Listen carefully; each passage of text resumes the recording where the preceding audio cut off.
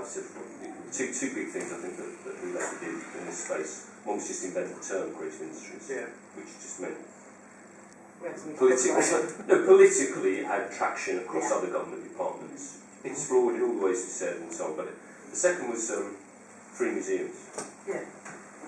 And there's something in, and I was struggling as you were talking to sort of understand how a museums policy, like a free museums policy or an education policy, how that cuts across some of where you're at and just. Yeah. Maybe museums on there, by the way. I thought this is. I brought this in for me. I thought I'd leave that for you to do that. So. Well, there are certain similarities. I know it's a different categorisation. There are certain similarities between those full circles and those three. Yeah. But but it's a different way of categorising because that's basically markets and business. Well, yeah, I was going to say it depends on what you're trying to convey in the diagram. So, exactly. So that's what you need to think about. What kind of diagram do you want? What is the diagram supposed to be showing? That's the problem with the Kern and the Will Hutton thing. Is what is that supposed to be showing? Probably not what it ends up conveying. Which it ends up conveying this very traditional hierarchical kind of view, which doesn't actually explain what it is that you're trying to explain, which is the industry bit. Yeah.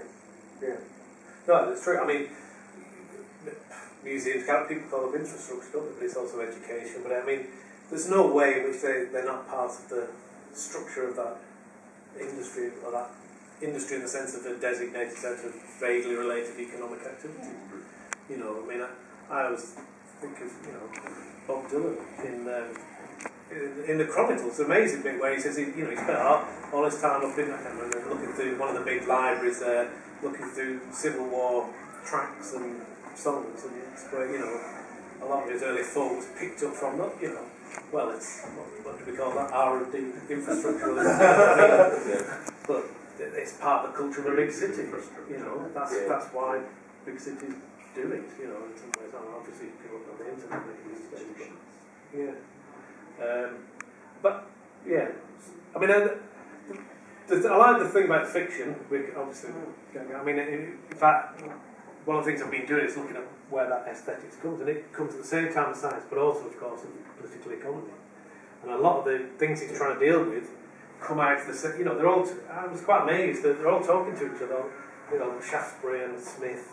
It was also about how the constitution of the political body. Should it be state organised by the state, or is it civil society? All these sort of things come out at the same time.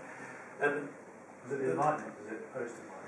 Well, it's 18th century, yes, but it is the Enlightenment in some ways. But I think the one caveat is that it's a fiction. It's not it's also it's a claim to knowledge. It's a claim to know the world in a way distinct from that of science. And I've just been reading Descartes, the discourse on method, which is 1637, and you can really see from that emerged at the same time as the beginnings of the expansion of the art market. It's a world of pure spirit faced with pure mechanism, and I think art actually steps into that and says, there is a different way of knowing the world, and it's also the decline of religion. Yes, the other thing, science tells you, sorry guys, religion, that's rubbish. That's pretty sobering. Don't worry, Leonardo will come along. Cheer you up. Well, not necessarily cheer you up. No, actually.